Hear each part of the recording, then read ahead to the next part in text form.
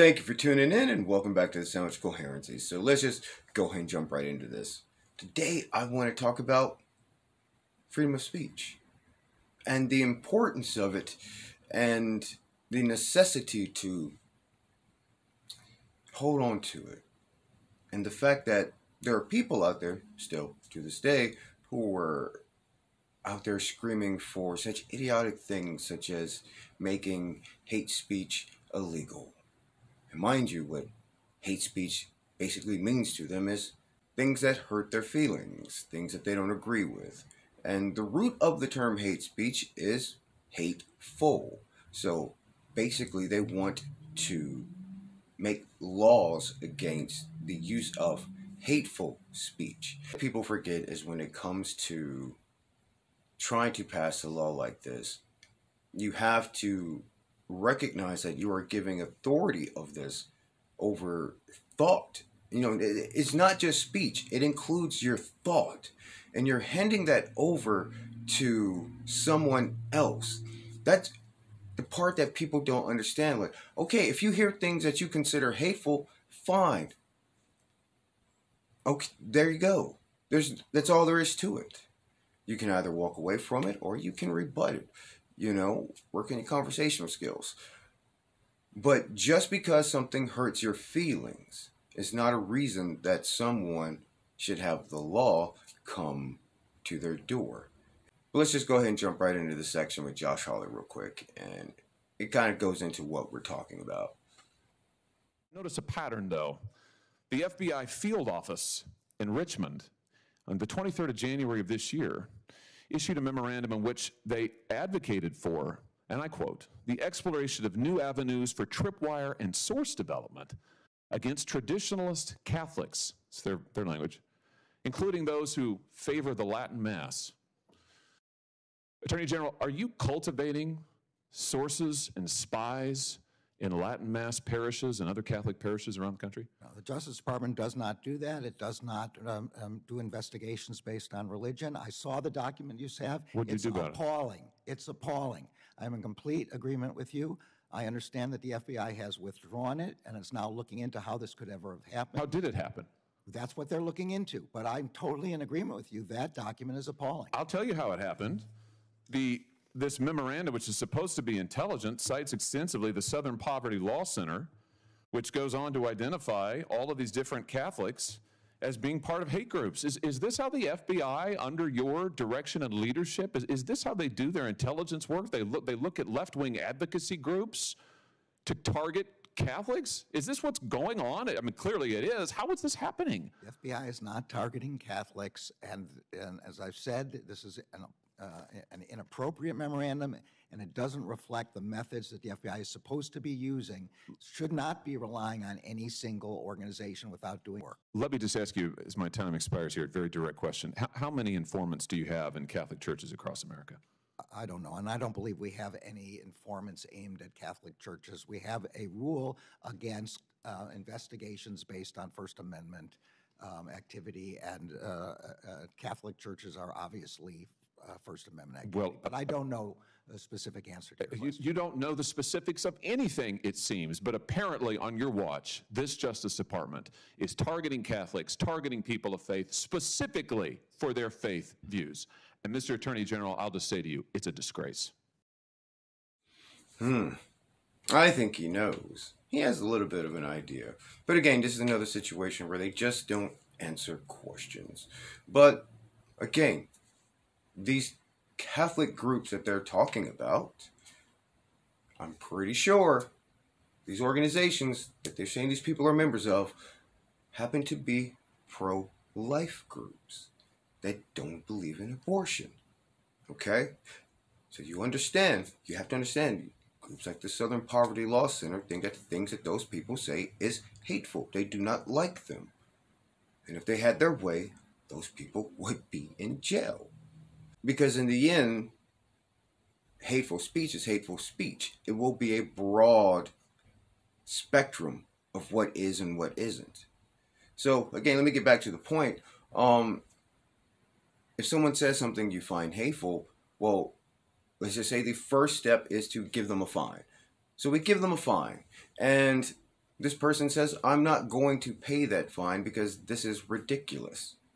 Because to that person, what they said they don't find hateful. Just like there are things that you will say that you don't find hateful, that they will find hateful. It goes both ways on that. But let's say they don't want to pay the fine. So what comes next? You've passed it as a law. You want this law to be enforced. So the next step will be what? Imprisonment. Because you refuse to pay the fine to begin with. So now you want them imprisoned. And understand it, if at any point they decide to resist, this person will more than likely, as you know, as they always say, be shot by the cops. Understand that that is a possibility. If they put up a physical resistance against being hauled off to jail for some bullshit, that is a likely outcome. But let's just say that they end up in jail, they serve time, and they do not still find what they said hateful and they want to say what they want to say. Then what do we do? Do we educate them? Do we set up buildings or asylums, you would say, where we can send them to re-educate them on their hateful ideology? This will be the inevitable outcome. So now, let's just say you've given the government the authority to define what is hateful speech.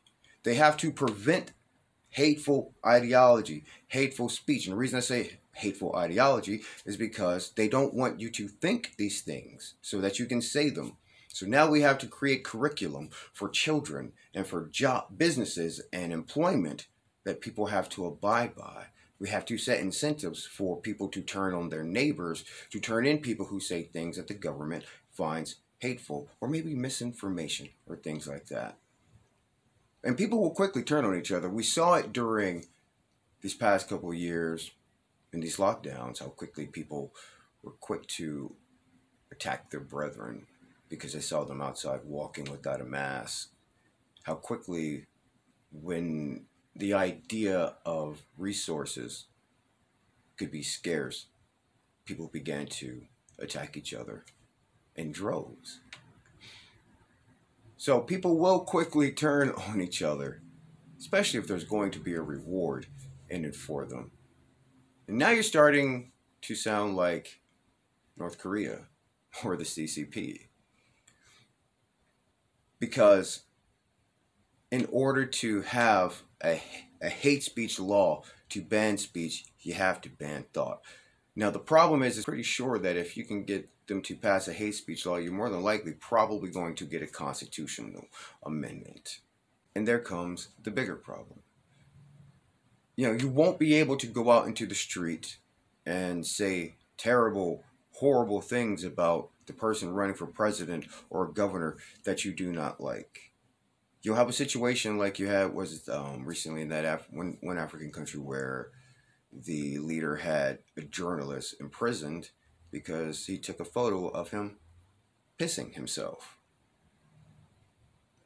And that's another thing. How does this work with journalism? How would that work with journalism? Because will journalists be able to talk about things with the public that the government deemed hateful, even if it's giving you knowledge and information that you couldn't actually necessarily use to make your life better or to know what's happening the next day? How does this affect books? Do we have to remove literature because the books say things that somebody considers hateful? The thing is that the people dance around it all day long, but those people that are screaming for such things as hate speech laws do not understand how it will actually end up affecting them as well. I'll give you an example. Let's say you don't like Donald Trump. Okay, fine. You don't like him. But if the government has control over what is considered hateful, do you think they're going to allow you to say hateful things about politicians, hateful things about the government? People don't understand the larger implications of what these things mean. We look at other countries that have these limits on their freedom, and we talk about how those leaders need to give them freedom, how they need to change those archaic rules and those terrible laws and give these people the right to express themselves, the right to free thought and religion and all these other things. And at the same time, here in the United States, they say the complete opposite because somebody called you a pronoun that you don't like. That is the most childish, selfish thing I've heard in a long time. Oh my God, the bad guy called me names.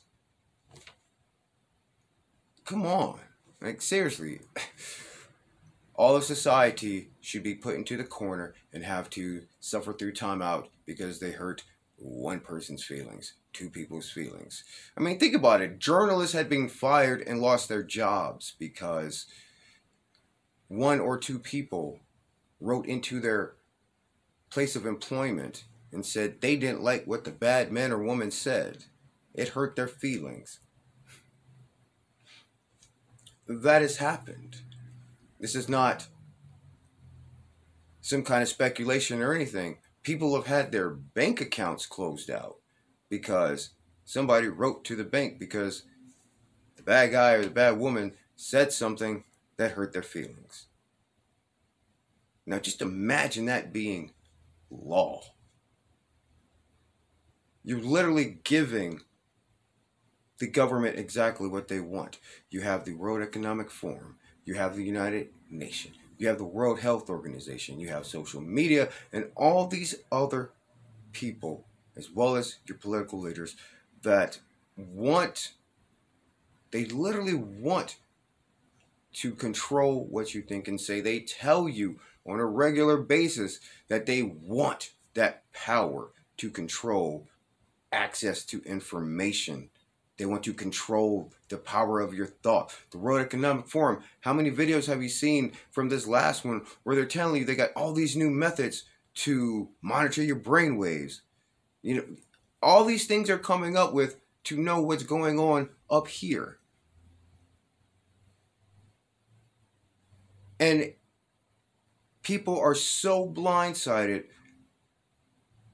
that they don't realize that they are basically the sheep running directly into the pen. And you think you're getting over on the farmer by running into it. And once again, as we said before, another way that people will be slaves to the government, literally enslaving themselves. But I thank you for tuning in, and we'll catch you next time.